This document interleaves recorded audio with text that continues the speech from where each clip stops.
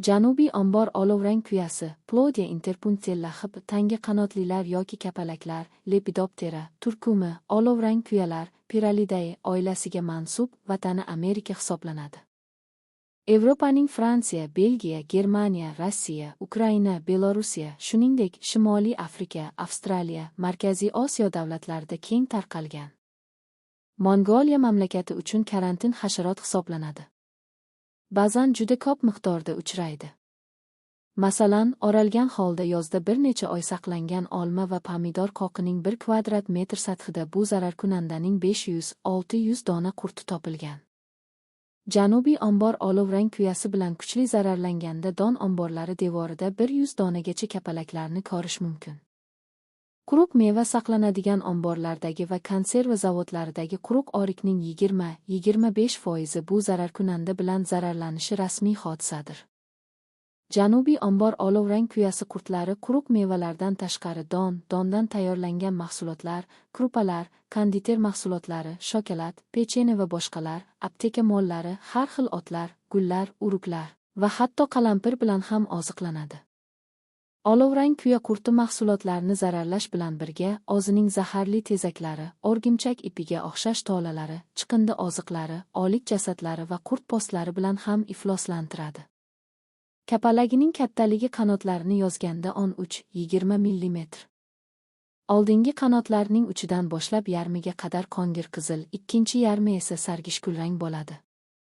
Qongiz qanotining o'rtasida va qanot tagiga yaqin joyda ikkita ingichka, toq qongir kondalang yo'llari bor. Orqa qanotlari enlik, uchburchak shaklli, xira oq rangli bo'ladi. Kapalak bir joyga qo'nganda uning qanotlari tana ustiga ikki tomonga nishab holda joylashadi, ingichka mo'ylovlari esa orqaga qayrilgan bo'ladi. Tuxumi 0,5 mm, oval shaklli, sargishoq, govaksimon postli. Endigina tuxumdan chiqqan qurti 1 mm, oxirgi yoshdagi qurti esa 15 mm gacha bo'ladi. Qurt tanasining ikki uchi salgina ingichka, ya'ni urchuqsimon shaklga ega. Qurtning rangi ko'pincha uning eydigan og'zigi rangiga bog'liq o'zgarib, ko'pincha pushti rang bo'ladi. Shuning uchun janubiy ombor olovrang kuya qurti go'zaning pushti rang qurtiga o'xshab ketadi. Boshi katta, to'rtburchak shaklda, qizg'ish qongir, engsa qalqoni ham xuddi shunday, ammo sal qoramtirroq bo'ladi. Qurtning ustki tomoni bo'ylab anchagina enlik, qongir rangli yo'l o'tadi. Bu qurtning urib turgan yuragidir.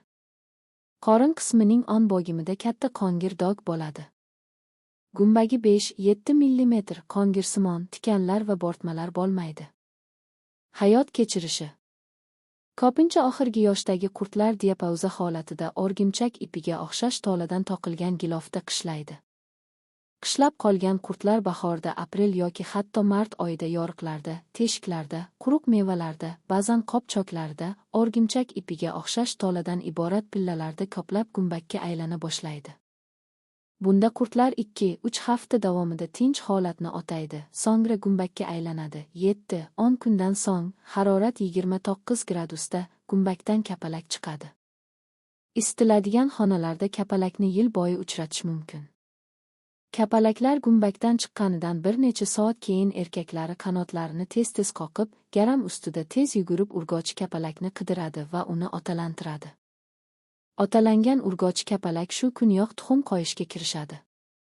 Urg'ochi kapalak mahsulotlarga, tara, idish, qoplarga, devor, teshik va yoriqlarga, oyna, eshik yonlariga tuxum qo'yadi.